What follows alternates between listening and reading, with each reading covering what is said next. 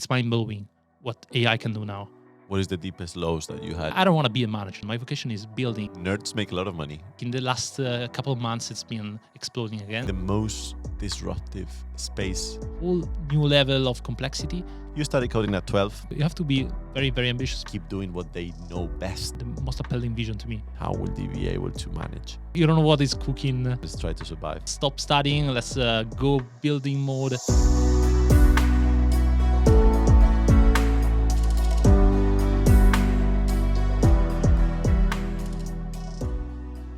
Gabriele Venturi, founder and CEO of PandasAI. Welcome.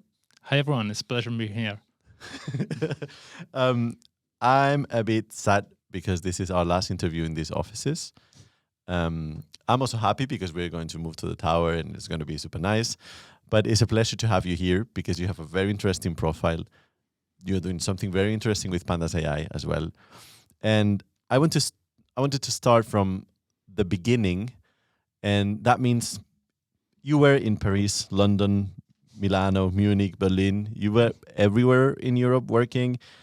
But even before that, you studied economics, but you work as a senior full-stack engineer and senior software engineer. Can you just explain that to have a little bit story of Gabriele and how you are here now doing what you do?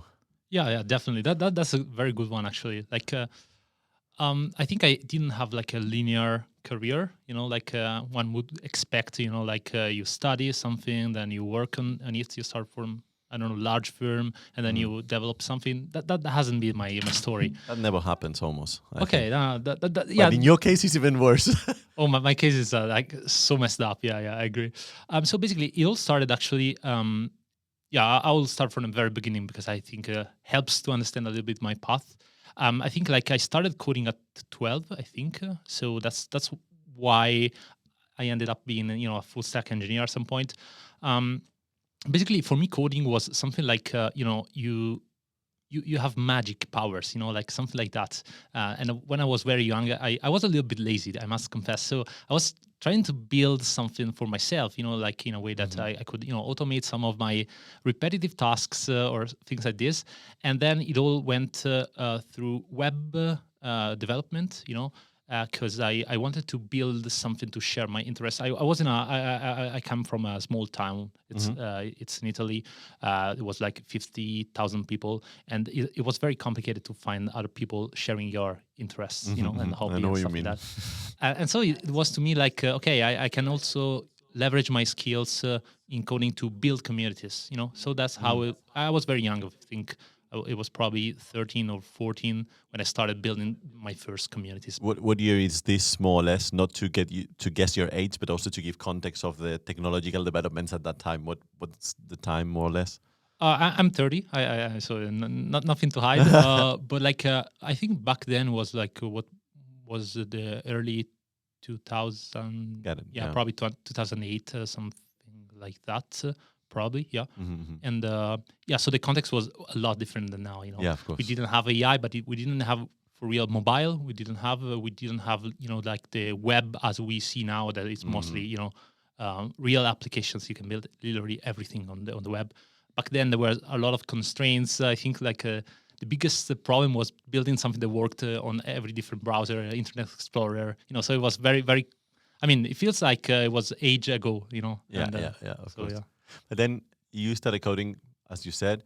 But then why did you went for economics instead of? Yeah, well, basically, as I was coding, I started building my first businesses. I was very young, at first it was something very nerdy, and mostly in the gaming industry, because of course back then, I was mostly a nerd. It was like 15. I mean, you code, you're a nerd. If you have 15 and you code, you're probably a nerdy person. Nerds make a lot of money. Also historically, sometimes, on average, I think they are in a good percentile of money makers, let's say. Basically, I was building my first startups, let's say small startups, indie hacker ideas, let's say back then when I think the term didn't exist anyway, and so basically it was natural for me to learn this kind of complementary skills to be a good at business. Marketing skills, some finance skills, some even legal.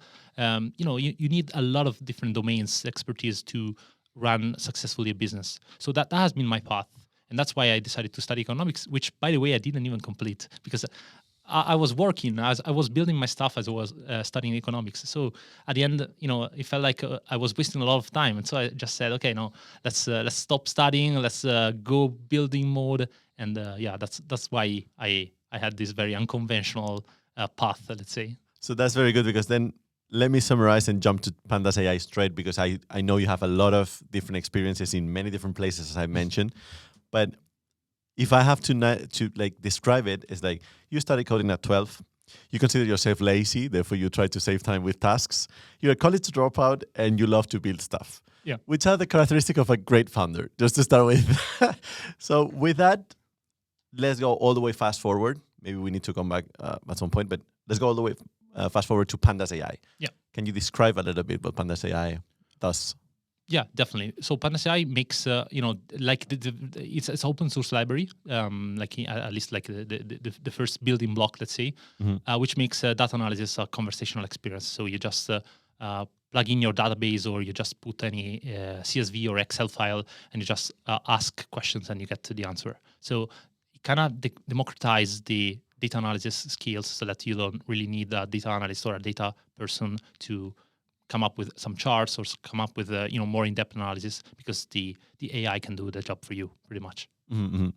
That's obviously the second question that goes very straight to the first one is, what's the defensibility? Because there's a huge competition, blah, blah, blah, blah. How do you fund the product? That's a question every investor they asks. Go together. That's obvious. I think it's a complicated question, because we are in an age where defensibility is a concept that is becoming extremely thin. It's something that is kind of disappearing. Now you have Cursor, you can build any SaaS in a weekend, something like that. So defensibility is a real topic. I think making it open source is indeed what provides you the defensibility, because it's about building a community. I was mentioning the community of the early days. I kind of developed this as a skill set of building communities. And I think when you build a community, you have a sort of brand that, gives you some sort of authority over all the other solutions. So you don't have to invest a lot in marketing, because you already have the community. Every time you release something, it tends to go viral because everyone knows you and trusts you. So it's about community, it's about trust, and I think these are good examples of defensibility, and then it's about building the best technology. So I think these three key things are, the key to succeed in modern, let's say, startups. So I'm missing one, because the community, and I will ask you about it specifically, because in GitHub, actually, the reviews on GitHub from the different people, but we'll jump into that right now. But you said three. So community, tech, to build the best technology possible, and the third? And trust, which I think is something in between. Because if you have trust, in particular in the age of generative AI, trust is super important. If you talk to, enterprise customers in particular, they are obsessed about the, explainability of what you build, how accurate that is. And so trust is part of the game. Then I'll start with this, because related to this, 35% of Fortune 500 and top engineers trust PandasAI. Yeah. Can you explain that claim a little bit more? Yeah, that's super interesting. So basically, there are some tools different tools. In particular, we use Scarf, which help you to figure out who is using and which companies are using your library, for example. And that's how you get to know that a lot of companies, like the biggest companies on earth. It's also a surprise that every time you see one of these big names that it's like a dreamy company for you. It's like, oh, this is impossible. This company is using is using our solution, and so that's how we kind of monitor what companies are using our solution. And that's the beauty of the open source. A lot of companies, a lot of people are doing internal POCs without you even being aware of that. And then the difficult part becomes reaching out to them, figure out who is using that and how they are using, and so on and so forth. That's a completely different strategy and a completely different game. Then very related to this, to trust and who's using the tool, they use it and they trust it because they have the community back in the map, as you mentioned. So in GitHub, if I'm not mistaken, you had like 15,000 Oh, it's actually close to 20,000 now. already. Yeah, it's skyrocketing nowadays. I don't know, like in the last couple of months, it's been exploding again. So I don't know how to. What kind of comparison will you give to someone who's maybe listening now, for him or her to understand what the size of 20,000 reviews is in GitHub? Because it's not like peanuts. Like 20,000 in GitHub is insane, but I don't know how to put it in scale. Yeah, it's huge. I don't know actually how to make a comparison, but it's one of I don't know on the overall ranking, but I think like I'm as an Italian, I'm the second. I have the second biggest repo. I think the biggest one is Redis, which is like a DB. So I think is the second biggest in Italy. I can't compare for real with a lot of other projects, but like it's huge. Yeah. You mean Italian company, because then the users are all over the world. Yeah, definitely. Italian founder, because actually the company is German based. I'm Italian, but the company is German based. So that's the only kind of comparison I can probably provide. But it's a great comparison, I think. It's great. Yeah, I like it. And then just to cover the third pillar, trust, community. And by the way, before that, so community, you mentioned, I mentioned GitHub, but because it was the more obvious. Can you explain a little bit why, just in case someone that is not familiarized with what GitHub is, what a library is, can you just explain a little bit why GitHub is so critical for developers and why you sneak into these other companies through there probably? Yeah, definitely. So GitHub is basically the, is the place where developers build open source software. Pretty much, so if you need to solve a problem as a developer, most of the times you don't have to reinvent the wheel and just try to create everything from scratch. Most of the biggest companies are using a lot of building blocks that are open source to build their final products, and that's GitHub is the place where they can find these building blocks, which are maintained and developed by others. So that's why it's crucial. If you want to build like an agent or a chatbot that needs to understand your structured data, that's where probably you start. You either go there or you do a search on Google, and then of course you need to have a good SEO, like a SEO or things like this. But I think that's the first place where every developer have a look at. So that's why it's so powerful to be on the top of that for one specific segment. Yeah, completely true. And we jump into that because I see it as a kind of a loop. So to get trust, you need the community. To get the community, you need the product, so the tech in this case. I'll explain how I see it, and then you prove me wrong. Because for me, the technology, in the end of the day, is a matter of money. If you have the money and you have the resources, you're going to be able to hire the best talent in the world. That's why, I don't know, Meta was able to reinvent themselves and buy some other stuff and keep growing when no one thought that they will keep growing in terms of users, right? For example, just random example. How do you manage to stay there in technology, being a small company built from an Italian in Germany? How do you manage to keep up with that? Yeah, I think you're definitely right. Talent is part of the equation, but it's a tiny part. It's not everything, I think talent matters as you scale. So it's a next phase for the company, probably. So when you want to really build, a technology that is super defensible, which comes at a later point, as you were mentioning. So talent is definitely important, but it's part of the equation. To us, I think what really makes the difference is like thinking a little bit out of the box, finding more creative and different solutions. So it's not just about being talented. Yeah, definitely that's a talent. Even figuring out how to do things in a different way with more limited resources. I think like if I raised 10x more money, I don't think we could have achieved a lot more, because it's just about the focus that the team has, the creativity, the problem-solving approach. So it's a lot of different things, and you don't need like a team of 50 people right away to build some incredible tech. Then, of course, when you want to scale, things become different.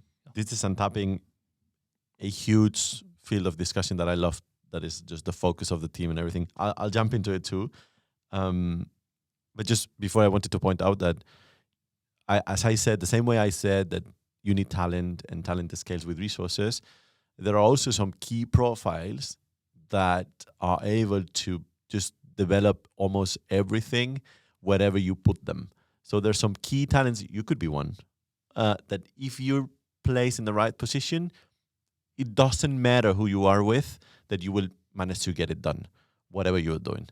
And so this is also key, like talent, just what kind of talent and where are they focused. So you don't need to have 50, as you said. You could have a good team that is compact and they know what they want. Yeah, so 100% agree. Following with that, you said the focus of the team. Is there any secret then on how to focus in something that could be so diverse? How do you focus? How do you maintain the KPIs straight, but being flexible to switch with the market and everything? How do you do it internally? How big is the team, by the way? We are in 5, so not a huge team. It's, we are. I like to describe ourselves as a small squad. Team of like a squad, yeah, exactly. Love it. This we are good at working, in lack of resources. That's what a startup should really do, because otherwise it's just you're just competing because there's another topic.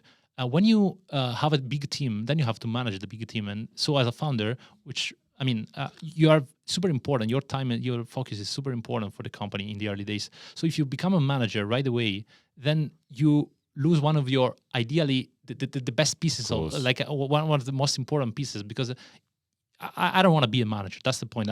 Of course, at some point in the future I will have to, but that's not my vocation. My vocation is building, making things happen. A huge interesting topic, that is how the technical team and how the technical talent scale in companies to stop being a manager and keep doing what they know best.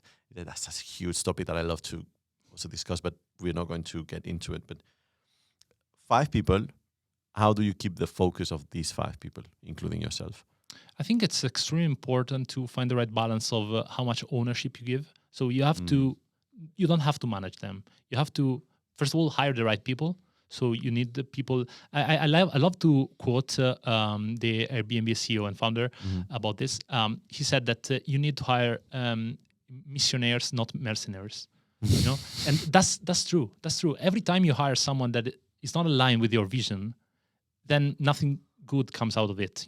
And in particular, in the early days, you can't mess up. You can't be wrong with one hire, because otherwise the startup really suffers from this, wrong hire. And so you have to first thing hire the right people that are really motivated and are really driven by your mission, and they really want to succeed because it's something that usually is either personal or something that they are in love with, or they need the sort of vocation to come and join to your battle. How do you identify that vocation? It's tough. I wished I could tell you there is a secret sauce. Unfortunately, it's about trial and error. So I did not every talent that we ended up hiring just was the perfect hire. So I think with time you make a better process. And to me, it's not just about filtering based on their past experiences.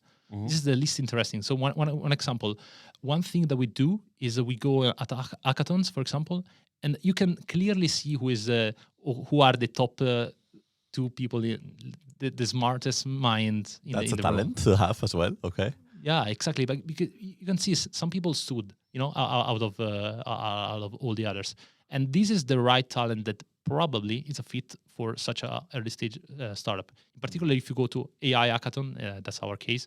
You can really feel the difference between, there's a majority of people that don't know what to do, that not even passionate about what they're doing. And then you end up talking to a couple of folks that they are super passionate, super motivated.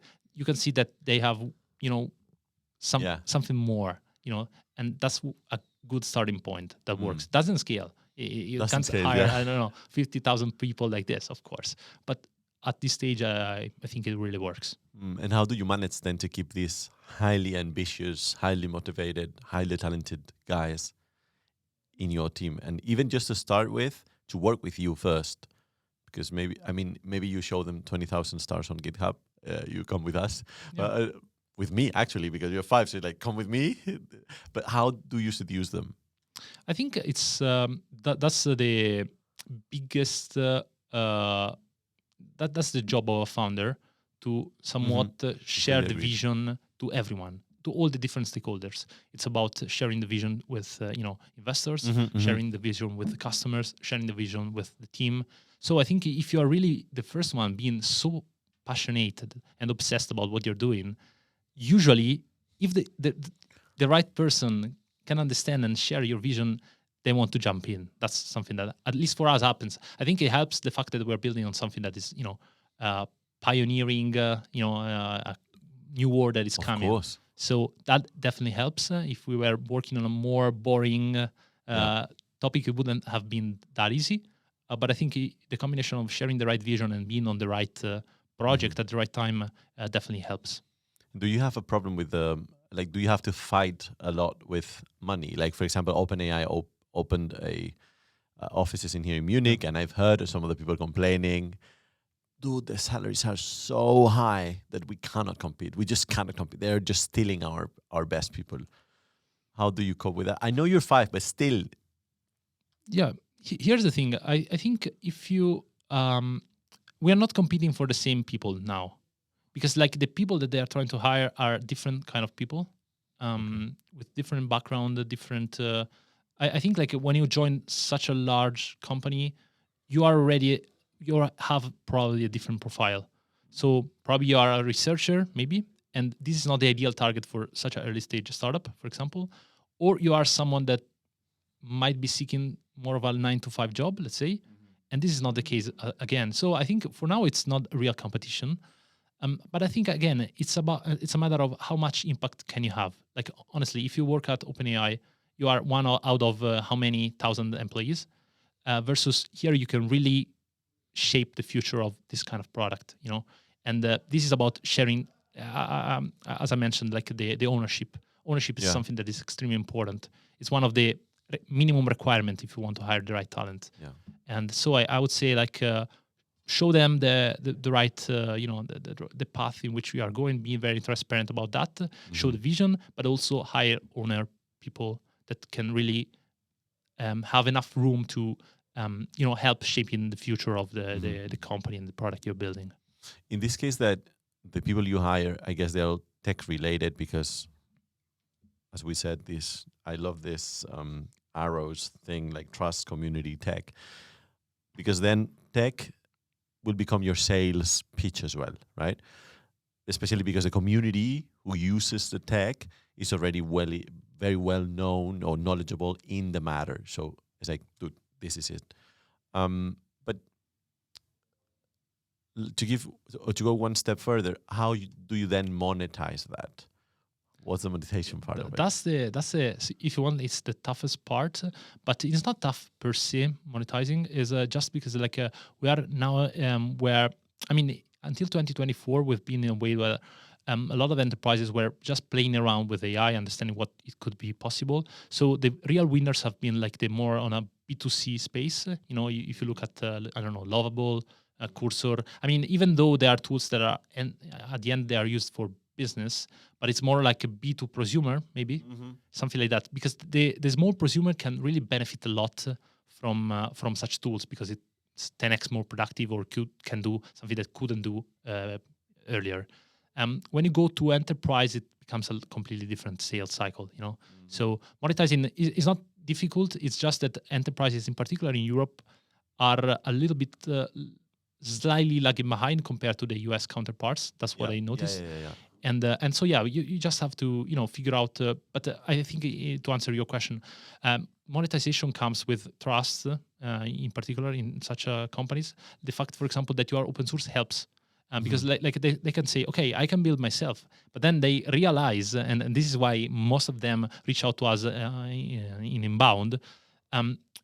They realize that it seems easy to build something, because just you have the library, but you need the skill set, you need the unique expertise that only who has struggled with all these tiny little edge cases for years. No. And then that's when they decide to reach out, And then we have, of course, the enterprise plan, which adds a lot of this, boring things like quoting, but like that enterprise needs, SSO, permission management, all these things. And this is the next mile that really you can really monetize, because you have to build a product on top of that technology. So what we offer open source is the technology. What we monetize is the product. Yeah, but that product, like looking at the way you explain it, it would look to me super consultancy based, meaning kind of looks to me. Yeah. Prove me wrong. That's good. Because you said they want to try, they realize that they don't have the skill set. We got to jump in. Every situation is different. They will all have different databases, legacy system, etc. That they want to ask questions and get some answers, and they don't know how to integrate with them, etc., etc. So the thing you do for Telefonica O2 would be different to the thing you do for BMW. Therefore, it's not a product per se. Yeah, I think it's just about a couple of tiny configurations that really make all the difference in the world. It's just about a couple of things that we know, and we know how to set up, let's say, but it's the same product. And the fact is just that we need to fine tune it a little bit. But fine tuning doesn't mean you have to tailor the product for the specific company. Yeah, of course, that's the end goal.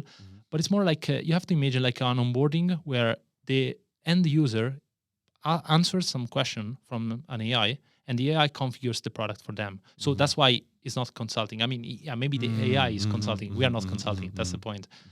So I think on average, less than 10% of our revenue comes from this kind of setup. So to me, it means that most of the value comes from the product itself, not from consulting. Got it. Where are you in terms of ARR, more or less, just to get an idea? I can't disclose. It's a little bit Let's say just less than 1 million. Less than 1 million, yeah. Something just to put it Yeah. Close to the million. Yeah. Close. Somewhat close, yeah. Okay.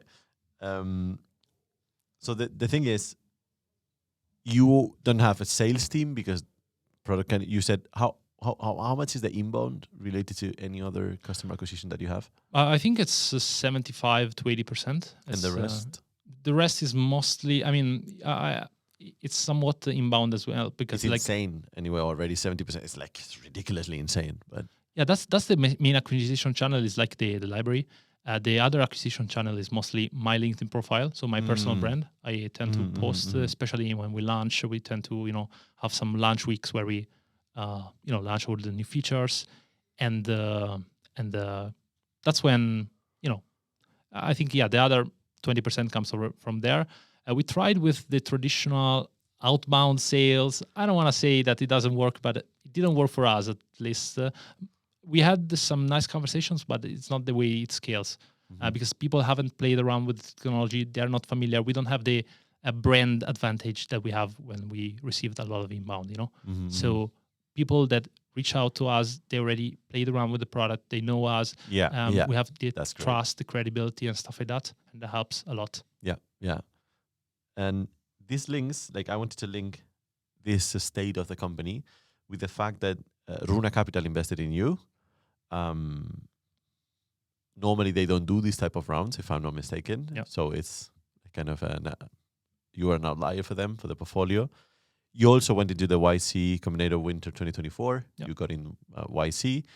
Maybe some of the companies will listening to this now. They want to know how's the YC Combinator, the YC experience. So can you just explain a little bit, even just do a small disclosure of what YC is, and then explain how was the experience for you?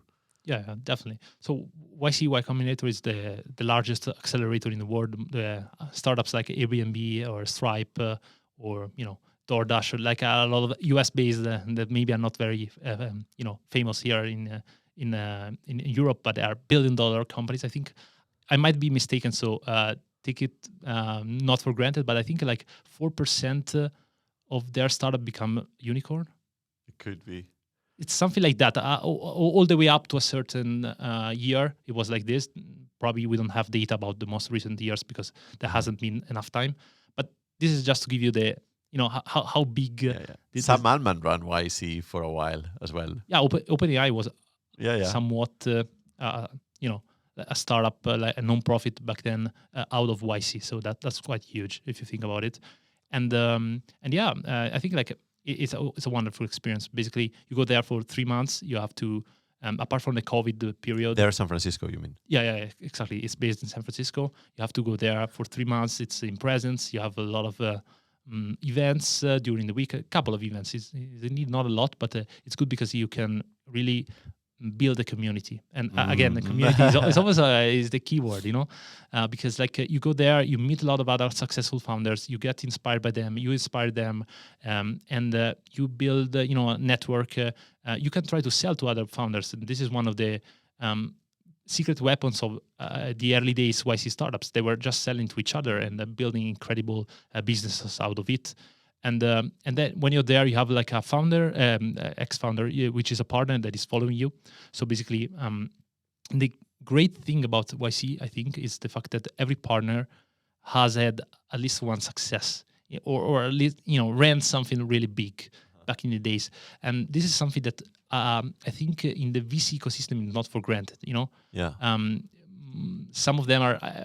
There's not a good and a bad path, but I just think that if a founder has gone through all the problems that every founder faces every day, they have more experience on how to run a successful startup from the inside, not from the outside. And this helps a lot because they can really feel what you're feeling. They can really understand and probably even give you a little bit better guidance. They tend not to give you so much guidance. It's your startup at the end. Yeah. So they try to more like challenge you. So it's more like, okay, how do you know this works? Did you talk to people? It's more like a continuous challenge more than, oh, you should do this. They never do that. And so that helps a lot because they kind of shape your mindset in a positive way that helps you understand and focus on the right things versus all the noise that surrounds you every day. Yeah. Did they help you? Did you build around the YC thing, or did you build it before or after? How did that work for you? Well, it's been like, to be honest, I applied to YC, I think 3 times before I got accepted. This is also important because a lot of people just give up. Because, very good. Very good one. Yeah, like a lot of people I heard, like they just, oh, no, they will never accept. I tried twice and they didn't accept. So basically one time with a previous startup that was running with another co-founder, we applied. It was the year before. And we went to the interview, which is already a great milestone, but unfortunately they didn't accept us. And then I did a couple of try with PandasAI and got rejected. So although we had this exponential growth, I don't know how to explain. Probably we weren't mature in terms of traction. We weren't mature. I think we didn't even have a professional website. It was very very scrappy one. So probably they just rejected by looking at the website. Oh, I don't care about the metrics. This website sucks. So I don't know. Might easily be something like that. But then they finally we did we applied to it was probably October, November, something like that of 2023. We had already completed the round, so not the greatest timing to be honest. But it's to me it's been no brainer. Even though you have some dilution to give to them. Can you share by the way the terms, because those are public, but in case someone doesn't know? Yeah, totally. I think it's now it's 7% for 125K plus MFN, so most favored nation, for another 375. So in total is 500,000, and you give them 7% plus the best terms of the following round. Pretty much that's how I would summarize, which is a lot if you think about it. Yeah. But if you think about the value that you get, which is not just the partner, which is super helpful, the experience, the network that you build, then you have access to their internal platform where they have a lot of deals, which are the best in the market, meaning that you can sometimes get 10x more than what you could get with anyone else, and so you save a lot of money if you think about it. And then you build a strong community. We are still in touch with a lot of YC startups that were in our group. So it's I think it's priceless, such an experience. So it's and also you become an alumni, and you are an alumni basically forever. Yeah. So it's a batch there. Yeah. We should do this cut. Put a reel or something and send it to YC, because it's one of the best promos I've ever seen for them. It's great. So If you have to take one thing then from the experience in Y Combinator, what would that be? That's a good one. I think like two things probably. The first one is the fact that they really have they put this to the maximum extent. The fact that you have to build before you to sell before you even build. And this is something that, I don't know, in the European system is a little bit unconventional, in particular because when you try to sell something, and the first question is, okay, but do you have something for real? Or can I try it? And most of the times you don't. So it's not necessarily something that you can do, but I think if you start building with this approach or you start validating with this approach, it changes completely, because you don't waste a lot of time building something and then trying in the market. You just try in the market pretending that you have something, and then you build it. But that's how a lot of startups actually succeeded. And the second thing, I think it's one of the key learning from the last event that we had there, is try to survive long enough, because basically, if you survive at least 2 years, your chances of building something big increase dramatically.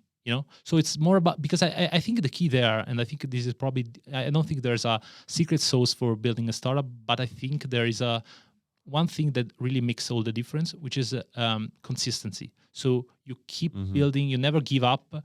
At some point, your brain keeps thinking, you keep building stuff. At some point, you will eventually figure out a way for you to succeed. Maybe it's in 2 years, maybe it's in 5 years, maybe it's in 7 years, but if you survive long enough, at some point, eventually, you will find your way. That's my take, of course. Might be wrong. Someone might complain about this. No, it's yours, so it's completely right. So funny that the first thing is a mindset thing, because you said like it's just to sell first, like test the market. Super. This is mindset, not about network, nothing about events, nothing about mindset. The second one is try to survive, which is also mindset. Yeah, but that's I think most of the value of YC comes from mindset related stuff. It's sometimes they even have like a little bit of survivorship bias. This startup did that, and then of course. But the mindset is very important, because like as a founder, you are on a living roller coaster, and sometimes you have high, but most of the times you have lows. And so it's just about mindset. Is how you react to these challenges that you have all over your path. What is the deepest lows that you had in PandasAI then? Oh my God. It's so frequent that we also have a lot of it's frequent, like it's just not, I wouldn't even consider low is not like it's someday where you do, I don't know, 10 calls, 10 sales calls, and none of them end up in something. That's a low, but like I think it was a point in time where I was really a little bit burned out. I must be really honest, because like I have a family, I have a wife and a kid, and it was right after YC, because YC is great, but it's also so energy intensive. Of course. During that time, I was working probably I think 14 to 16 hours. Sleeping, waking up, working with European team, and then going to sleep. Yes, it was insane. Very dangerous habits that I don't encourage anyone to try. And so basically the low was like the product wasn't accelerating to the pace that we were expecting, and there were a lot of things. Then there were some team complications, like one of our pillars left for a personal reason, and so was trying out something else. So all these things combined, I don't think it's like a single thing, but sometimes, most of the times, things happen all at once, Yeah. And so that has been a very painful point. I was even considering pivoting, which is still part of the game. But yeah, it's been a little bit intense as an experience. So when you were there, actually, that was probably at the very end, because I was away from family, which is something that you have to live with. But it's still like I had basically a kid. He was born together with the startup. So it was so intense. It was just one, and I was like, what was the startup build, just to share it? It was like I started building on January 2023. It was finally incorporated in May 2023. So yeah. Good. So that has been quite intense. But again, I would definitely recommend to anyone. So don't be scared about that. It was just my personal situation that happened because a lot. Yeah. Also, I had I can tell this is a fun anecdote. It's becoming more frequent nowadays. Basically, I was rejected at the airport. So I did I went to YC, and I got to the airport. I spent like 12 hours flight. Okay. Then I stayed there. They said, "Oh, you can't get in. You are illegally trying to enter the country because you want to stay here. There's no proof that you want to go back to Germany." And I was like, "Okay." So basically, What about this picture of my kid? yeah, exactly. Oh, who told me that you don't want to bring your kid there? It was like it was insane, really, really weird. And so I spent 24 hours as if I were under arrest. They kind of took my phone. I couldn't even reach out to my family. That was weird, very weird experience. And so I was sent back, and that also created more and more fatigue because basically I said, sent back the whole trip back 12 hours again. Yeah, so 12 hours, 24 at the airport and 12 back. And then I had to wait another month. So my YC experience started with a delay because of this. But didn't you have normally you have a letter or something like that? They didn't trust it. You know? Oh, you could have written this letter. You know, they said, "You AI guys, you could have done it." Yeah, that's the point. It's been that's insane. Incredible, yeah. That's insane. But finally, you came back again on another 12 hours. I did it. I did 36 already. But with my finger crossed because I was like, and they fun anecdote. They also sent me to this room where they do additional checks even that time. And I had the B1, B2 visa, which is the one mixed work and leisure visa. And they still sent me to the other room for additional checks. And I was like, oh man, not again. But couldn't you call anyone from YC to tell them, guys? I tried. I swear I tried everything. There was another guy from Germany. He had done the same during the same batch. Wow. So it's pretty frequent, more than we believe. Yeah. Good. Yeah. Then if we think in the future, in the near future for PandasAI, a small team, you kind of control the business, you control what's going on. How do you envision, how do you sell the story to Runa, to YC? How do you sell to other investors to say, look, this is what's going to happen in the future? Yeah. No, that's a good one. I think where we are heading now is beyond data analysis. I think there's you might be familiar with Cursor or similar, basically are coding copilot that are becoming more of an autopilot. And we are trying to do the same for a lot of the back office tasks, not only analysis data. So you start from data, but you can also do market research. You can do a lot of different things. So this agentic evolution that is coming nowadays is becoming you can put everything on autopilot nowadays, and you have a copilot that works for you, and you just have to supervise. This is shifting completely the world as we see now, We will do less and less manual job, repetitive job, and we'll just be more of a supervisor, more of a even creative thinking, because then you need to give instructions, So I think it's changing a little bit, but I think I'm very excited because we're now releasing the next version in a couple of weeks, and it's mind blowing what AI can do now. It's really mind blowing when you learn the key lessons. You can deliver something that was unthinkable a couple of years ago. Can you walk us through an example? Well, I think I'll make an example. Yeah, it's so imagine okay, let's start from what we do at PandasAI. So the very core, you can build a dashboard in 1 minute, but an incredibly good dashboard. You can plug in, I don't know, you have your Excel files very badly formatted, stuff like that. You don't have any knowledge about coding. You just drag and drop them. You ask a question and it will create your dashboard, or you could create a very complicated report. Our maximum, I think, is a 50 pages report, very complicated. Also searches on the internet to validate sources and stuff like that. Do you have a demo, or if someone is listening that wants to try, do you want to put a demo? Do you want to put a link? Do you want to put a video? How do you want? In a couple of weeks will be possible. It's now in alpha version. This will be released, by the way, May the 21st. By then, maybe we'll have. This is a test because it's been recorded, so it's a test of your trust. Our trust. Yeah, but the plan is to release by the second week of May. The thing is that we want to release when we are. We are very ambitious this time. Not at the other times we are ambitious, but I think this is mind blowing what we're building now.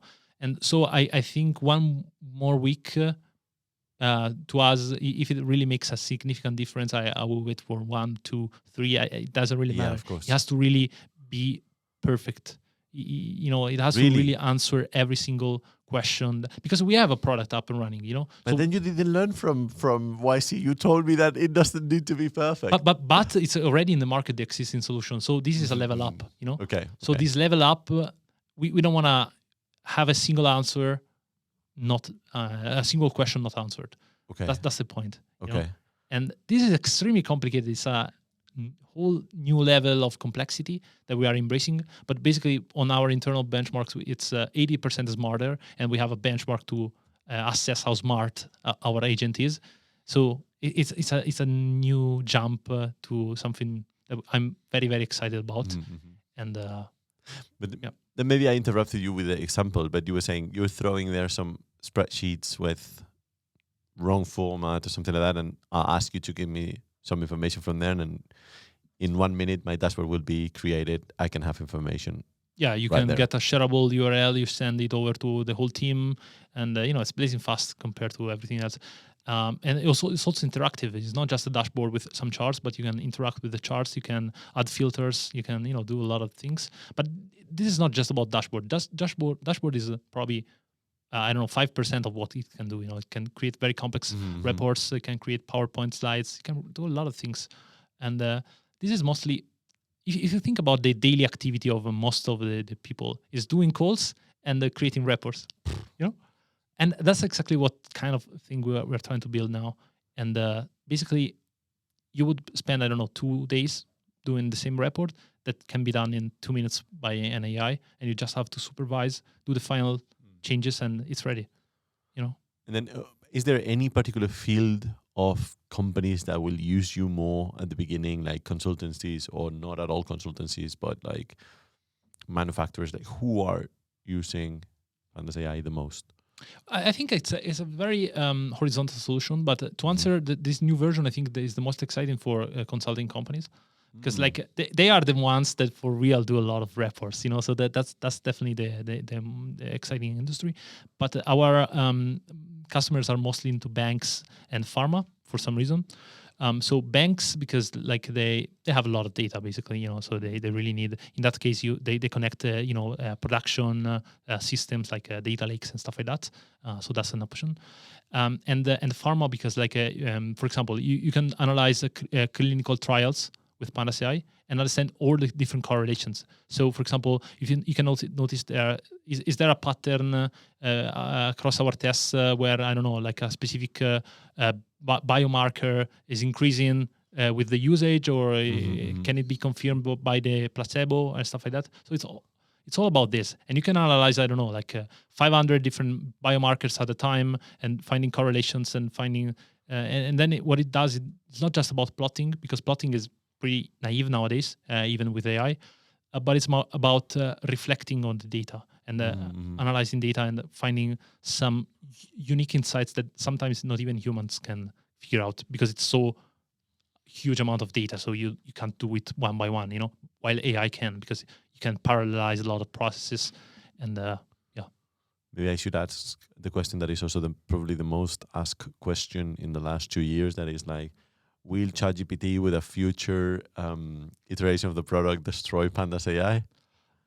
They already tried, actually. When we first launched PandasAI, I think a couple of months after, they kind of implemented the code interpreter, which is pretty much the same of the basic PandasAI. So it kind of writes Python code, executes this Python code, and provides analysis. So if you ask Sam Altman, the answer is yes. I also had a chat with him once, and his answer is yes. My answer is, well, maybe, because the thing is when you build something that is tailored for doing some specific tasks, there's this trend of vertical agents, So for the general public, yes. For a public more demanding, I don't think. Because the public more demanding demands quality, demands accuracy, demands explainability, and maybe they will get to a generalization. If they get to the AGI, as they say, yes. The question is, will they ever? And if they get to the AGI, maybe we can even benefit from there and go one step, and farther. Yeah. Even so, I don't know. That's a good challenge, but I'm not very scared, to be honest. That's good. I just think what we are doing is mind blowing compared to what they offer in the same field for now. So that's good. Yeah. You very subtle drop did a perfectly named drop. That is, I had a talk with Sam Altman. How did that happen? Why? Oh no, it's nothing super official. Basically, he was in I was in Italian Tech Week. Okay. So basically, since I was a part of YC, and he is, he's very supportive. He's a very supportive person. Always been super helpful for a lot of founders that I also know personally. And basically, we had a chance, since he was having a talk at this event, we had a chance to just meet. So we stayed in this room for a couple of 5-10 minutes, something like that. So it's been a very nice interaction, let's say. But I think it wasn't the first time, because I also met once when I was at YC. It was at an event, so it was the second time. Yeah, pretty much. And what are the LLMs below then PandasAI? Because I guess the choice between behind the library has been to make it LLM agnostic. So the most powerful LLMs work, or all of them work. So you can use a ChatGPT like GPT-4 or similar. You can use Claude 3.5, 3.7, whatever. And but you can also use Gemini, or pretty much all the Mistral. All of them are supported. We also have trained a family of large language models, which are fine-tuned LLMs that are tailored for our specific tasks. So this is also an option. But I think the choice here is to make it agnostic in a way that if Claude provides a better model, why would I use GPT-4 and vice versa? Got it. So it can be switched very easily with one drop down. It's as easy as that. Nice. And going back to the question of the future, you talked about this new product, new iteration on the product that you're going to release mid-May, that we all see. So it's going to be good. Now it's by now it feels a little bit intimidating, because I have to make it. We have to make it. I will. It's just you and I so far. So, but in terms of the selling pitch to the vision for the investors again, and for the clients, like, how do you envision PandasAI in 3 years? Do you still like this 5 people team, but now making somewhere close to 10 million instead 1 million, or how do you envision it? Yeah, I think in terms of team, we will need to scale. In particular, if you want to sell to enterprises, you have to scale because there are simply so many things. You have account managers, you have a lot of things, and even the technical team needs to scale because complexities scale. Integrations are needed with all these different data lakes and stuff like that. But even scaling complexities, because maybe you have to work with big data, and then there's a lot of things in the roadmap. However, how I pitch is PandasAI is one building block, because the goal is to go way beyond that, and trying to automate and simplify all the daily tasks at work, which is not just data analysis. Data analysis is just the first building block, but there's a lot of repetitive tasks that are done every day by a lot of people, and we want to support with copilots that are tailored for some specific professions. The goal is not to replace, also because I don't think AI will indeed replace many humans, but it's to empower people to do a better job faster, more efficiently, and even maybe save sometimes for things that really matter. That's the powerful, but then the power of AI. Yeah. You don't think that the data analyst field itself is going to be big enough? Because I mean, from the outside, it could look big enough, but you say this is just a small piece. We want to. Would you say something very ambitious that we want to automate everything at work? Yeah, not automate, but yeah, kind of like the repetitive tasks. Yes, as I said, I was lazy, like in the early days. But I think that's a very promising field. But I think once you build a technology that is more generalizable, you think that there are just so many things that these assistants can do to you to help you doing a better and faster job. So I think sky's the limit, So you have to be very, very ambitious. Maybe we will just be, the next billion company by building agents vertical for data analysis, or maybe we will scale. Of course, scaling to different niches is just when you saturate one thing. So it's a broader vision. But yeah, if you ask me where I hope I will be in we will be in 5 years. That's definitely the most appealing vision to me, the most compelling vision to me. Like being it's something beyond just data analysis, but like giving you all the tools to empower every department. Like there are plenty of startups trying to do that, and we are proud of being one of them. And do you want to keep the user interface in the way it is now? So like, let's put it a text box or a phone kind of call, or do you want to go a bit farther and with this agentic vision that you said? How do you envision it, this evolution of how do I interact with my data? I think that's a starting point. Like when we think of generative AI, we think of a chat. That's the most naive experience. And yes, that's one of the possibilities.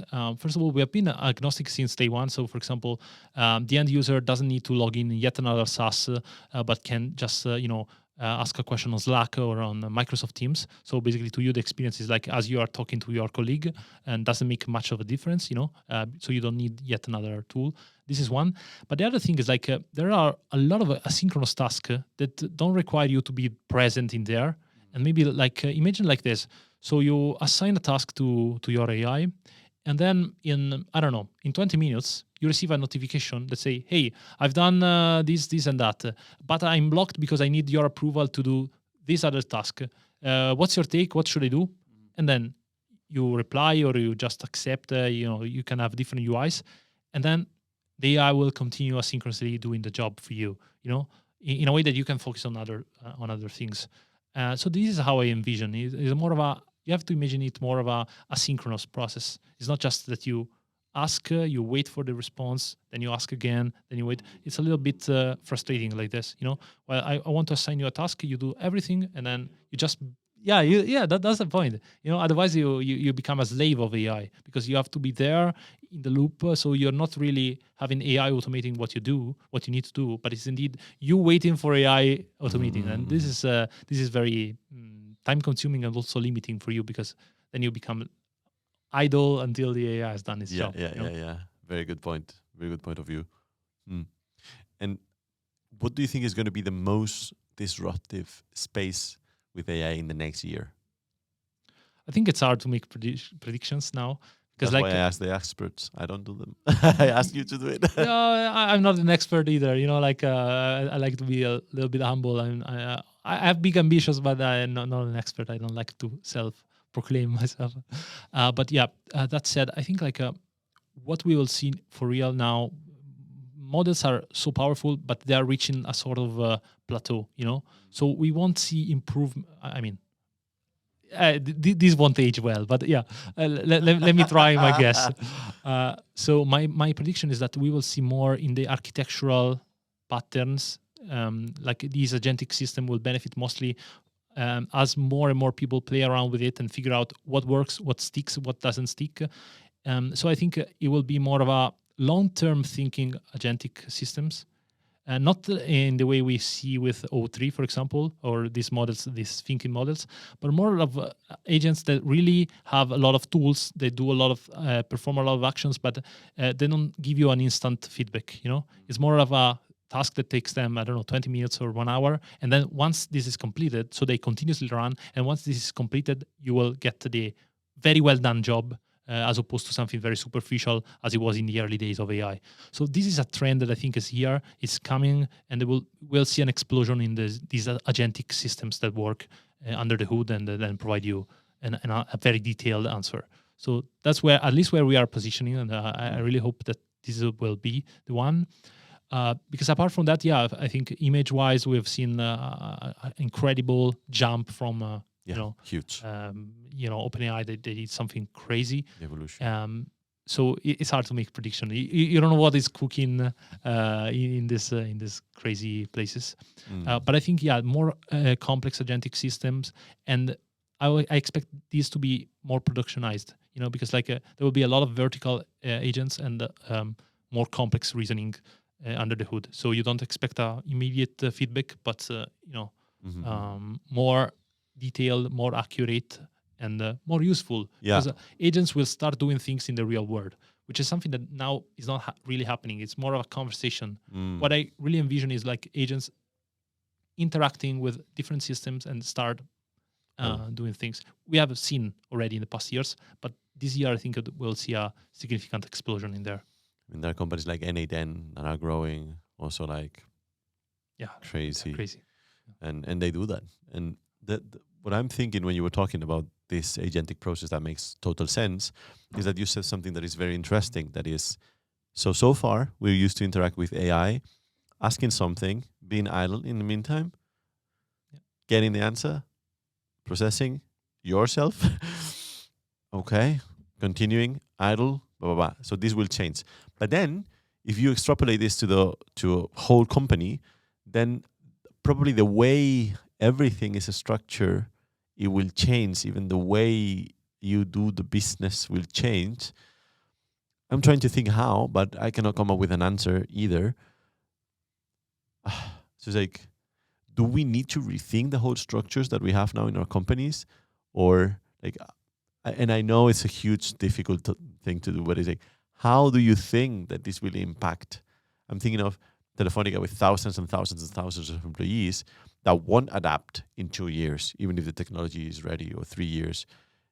I mean, and even Telefonica is pushing a lot with a lot of AI, and it's a data-oriented company. They're driving to that. But still, how do you think the companies will react to this change? How will they be able to manage? I think I'm a little bit, don't want to say skeptical here, but like I think it will take more time than we expect. We tend to,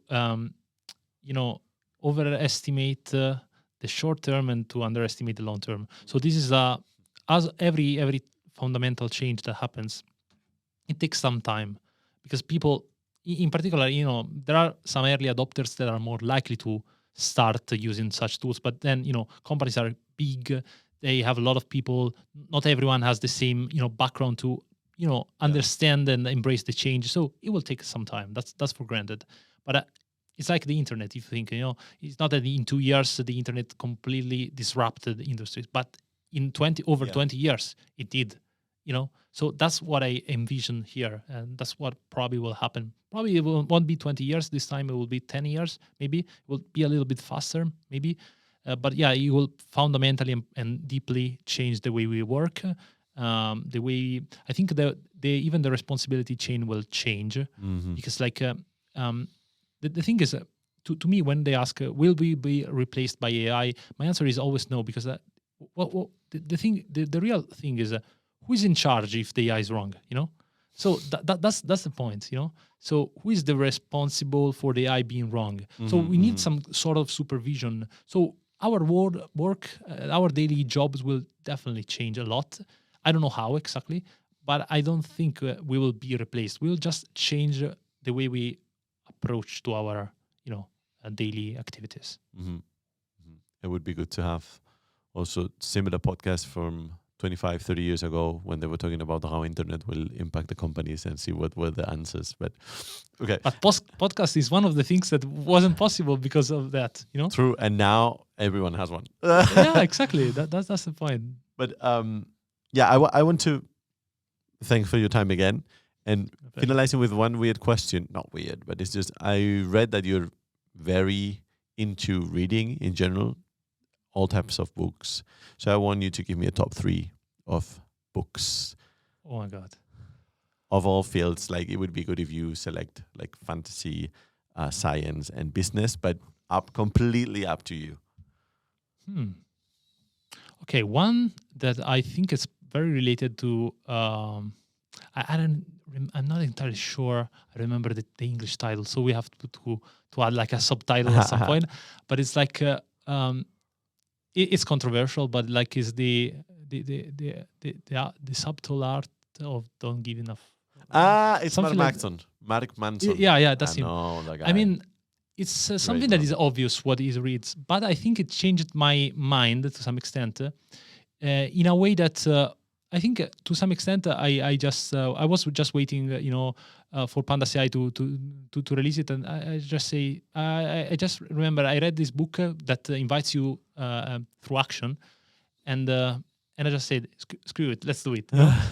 So I just launched it like that. I wasn't happy because it wasn't perfect and anything like that, but I launched and it went crazy good. So that's why I'm very linked to this book. We would tag Mark Mason is, I think it's Mason, not Manson. Yeah, probably Mason or something. Maybe we don't tag him if we don't know his real name, but but no, I agree. I'm subscribed to his newsletter. I read it every Sunday or something. But yeah. Then another one is Almanac. That's what a classic. Yeah, it's a classic, but there are some books that say obvious things if you think about it. Yeah. But these obvious things are communicated in such a good way, and inside that this is true. But sometimes it's good to have a wake up call and to 100%, remember 100%. That this is. So I mean, I follow him on X, so I'm very excited about. He's now more of a philosopher to some extent, but I really like the way he approaches life, investing, and startup as well. So awesome. That's definitely been super for me. The third one is probably, let's change a little bit. What can I say? This is weird. It's probably The Alchemist, Coelho. Really? Yeah. That was completely unexpected. Yeah. I just wanted to surprise you. You did. Sometimes I just like to, okay. It's not a business book, but it's something that is introspective, and sometimes it's very important to take some time.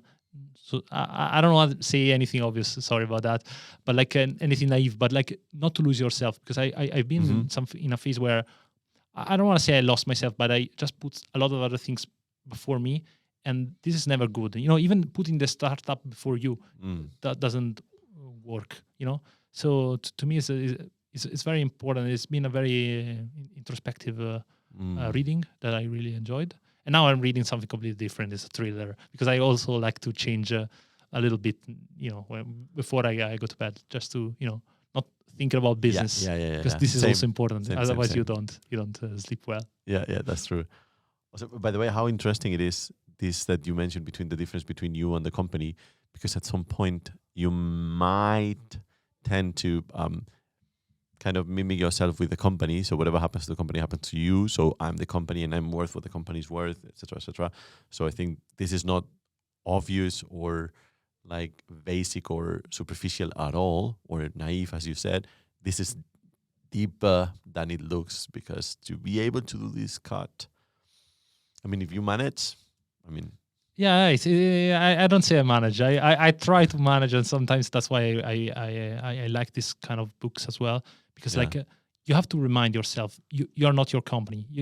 This is something that you have to put a lot of effort. You put a lot of focus, but you're not your company. So you have to. So your life can be extremely good even if your company is not going well, and vice versa. You are two different entities, and this is important to remind ourselves. Says the guy who works 16 hours during 3 every day. That's probably why I read to remind myself sometimes.